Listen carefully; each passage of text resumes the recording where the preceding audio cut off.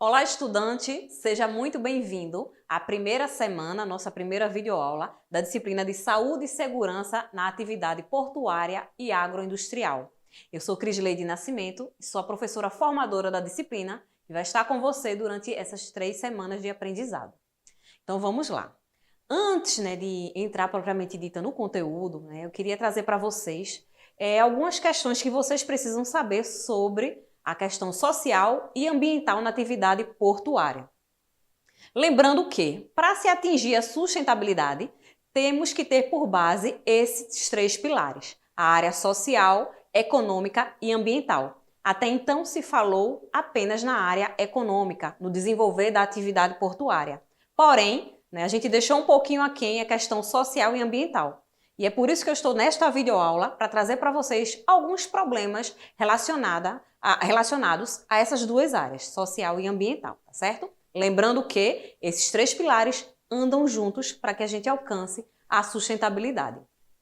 As questões sociais que temos como problemática nos portos e nas atividades portuárias, tá? Primeiramente, eu queria trazer para você a miséria, a vulnerabilidade, tá?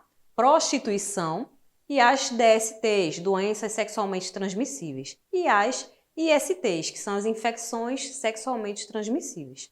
Tá? Essa questão é um pouco esquecida, mas na atividade portuária, os trabalhadores avulsos, como vocês já viram no nosso material fornecido, eles estão vulneráveis a essas situações.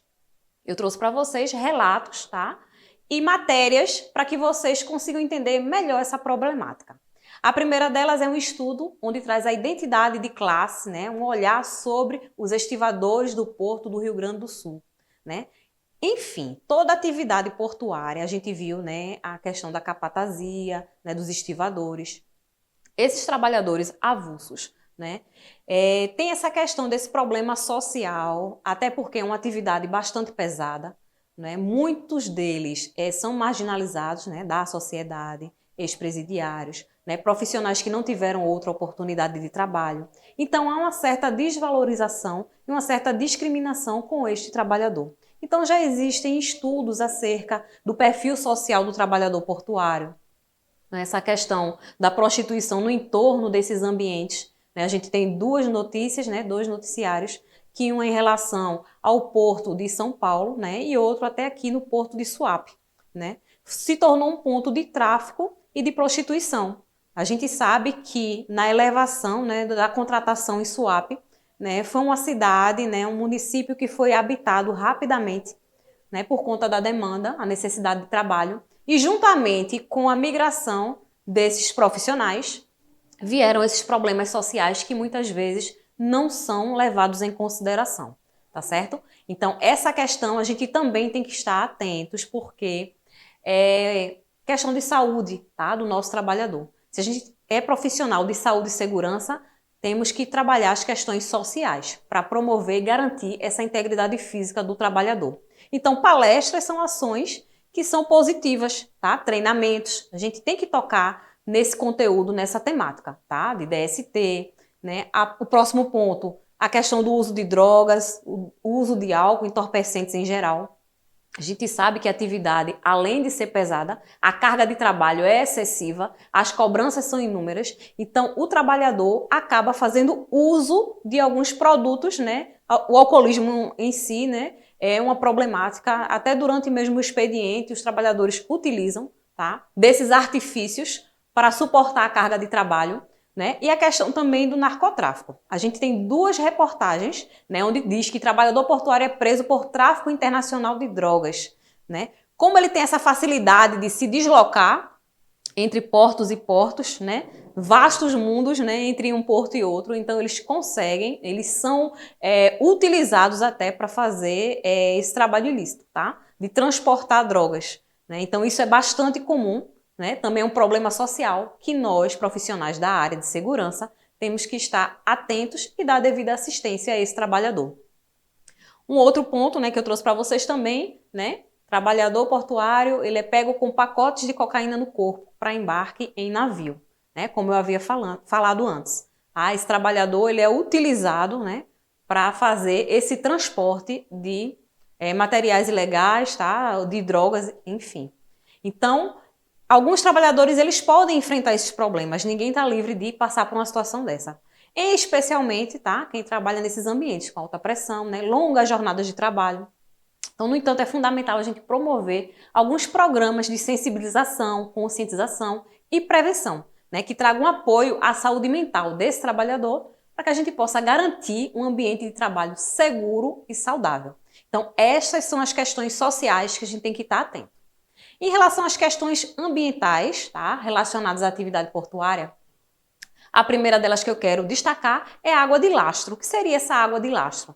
É um sobrepeso, digamos assim, utilizado, né, para que o navio ele possa transportar a mercadoria ou andar vazio, né, digamos, quando é realmente uma viagem para pegar a mercadoria, né, nem sempre o navio está com a carga, né, então essa água de lastro nada mais é do que uma captação de água para fazer um sobrepeso no navio, né? Essas águas são armazenadas nos porões do navio.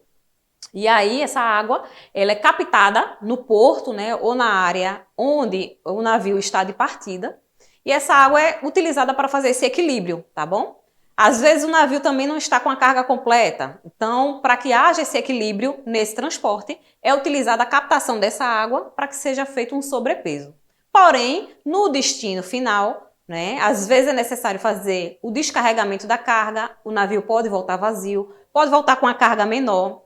Então, no processo, né, de descarregamento, essa água de lastro também ela é liberada no porto, né, onde é a destinação final. Então, isso vai trazer inúmeros problemas, tá? Uma medida para acompanhar, né, a prevenção, né, desses danos causados pelo transporte marítimo é a Organização Internacional, que traz algumas convenções, né? A primeira dela é a Convenção Internacional para a Prevenção da Poluição causada por navios, tá? E a outra é a Convenção Internacional para o Controle da Gestão de Água de Lastro e Sedimentos de Navios, né? Então, eles têm uma meta, até 2050 a organização tem como meta reduzir 70% dessas emissões. Então, o que é que essa água de lastro ela pode trazer como malefício, né? Ela pode mudar a biota local, porque a partir do momento da captação, estou pegando espécies nativas aquáticas de outra região. E eu vou estar liberando em uma região totalmente diferente. Então, pode acontecer um desequilíbrio ambiental por conta dessas questões, né? Dessa invasão à biota, essa mudança. Né? Além disso, há também resíduos, né, que são captados, transportados de um local para outro, né, poluição mesmo, né, local, e tudo isso vai trazer problemas ambientais para a área de destino. Então, alguns problemas que a gente pode citar, que aconteceu no Brasil, né, é um caso que a gente pode lembrar que é a captação, né, do mexilhão dourado, que foi no ano de 1998, e certamente esse navio ele foi oriundo da Ásia, né? De lá para cá o mexilhão dourado ele contaminou toda a América do Sul.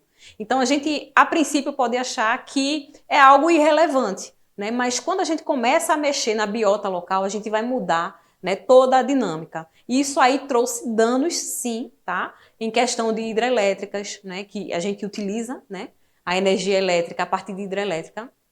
Então, a quantidade de larvas desse tipo de espécie, né, ela podemos dizer que ela se proliferou no reservatório dessa usina, né, o molusco. Então, ocasionou inúmeros problemas, inclusive entupimento, né, e encanamentos, né, dos equipamentos para a utilização e trazendo também os desequilíbrios ambientais locais. Então, um outro problema assim, que a gente também tem que citar é a questão da emissão dos resíduos sólidos e líquidos, que também pode vir na água de lastro. E não só a emissão a partir da liberação dessa água, mas também a liberação do resíduo no decorrer da viagem, né? Algumas viagens levam meses, né? Então aquele resíduo vai sendo acumulado na embarcação e em alguns casos são liberados de forma irregular, né? Liberados em alto mar mesmo, tá? Então resíduos sólidos e líquidos, né, vão trazer contaminação ambiental. Então, tá certo, algumas legislações que são voltadas, né? A Agência Nacional de Atividade Aquaviária, ela traz algumas recomendações, que eu até listei para vocês, conforme vocês podem observar em tela, onde traz 5 pontos que devem ser seguidos sobre essa coleta e destinação final desses resíduos, tá? Então, primeiramente, coletar, condicionar e segregar os resíduos que estão a bordo na embarcação, tá? Transbordo ou remoção para a terra, né? Uma unidade de transbordo é uma unidade de espera, onde eu posso deixar o meu resíduo acondicionado até chegar à destinação final correta. A armazenagem temporária, tá? Na área de instalação portuária, que é dedicada a essa função. O transporte no veículo adequado, porque também tem resíduos perigosos, tá? Nesse ambiente. E a destinação final correta em local apropriado. Há empresas que são especializadas em fazer essa coleta e a destinação final, tá certo? Então, eu coloquei aí o exemplo para vocês de um porto que tem um planejamento, tá? Uma destinação final correta para esse resíduo de bordo, que é produzido, né, durante o decorrer da viagem, desse percurso. A questão do derramamento de produtos perigosos, também é uma outra problemática, que a própria ANTAC ela traz, tá, alguns procedimentos para o trânsito seguro desses produtos perigosos, né, nas instalações portuárias. Então, a empresa, né, a empresa portuária, ela tem que ter um plano emergencial. Tá? No caso aconteça um derramamento de produto perigoso, tem que ter as medidas mitigadoras, tá? Planos de contenção do espalhamento, do derramamento desse produto perigoso. Então, essa é uma questão também ambiental que deve ser levada em consideração. A poluição atmosférica, tá? Que é através da emissão dos gases. Como resultado do transporte hidroviário, a gente consegue encontrar diversos poluentes na atmosfera, dióxido de nitrogênio, de enxofre, partículas totais em suspensão, monóxido de carbono e alguns compostos orgânicos voláteis do próprio produto que está sendo transportado. Então, alguns navios de estocagem, né, de granéis líquidos também, a exaustão de veículos automotores, né, que transportam as mercadorias no porto, a gente às vezes se remete muito à embarcação em si, mas a gente também tem que levar em consideração o veículo que circula, né, no ambiente portuário. Também está emitindo gases para a atmosfera, tá certo? E é isso que eu tenho para vocês no dia de hoje, tá? Esse conteúdo, espero que tenha ficado entendido, né? Espero que vocês tenham gostado do conteúdo e a gente se coloca à disposição no nosso ambiente virtual de aprendizagem. Em caso de dúvidas, pode contar com a nossa equipe, que está disponível a esclarecê-las. Até a próxima!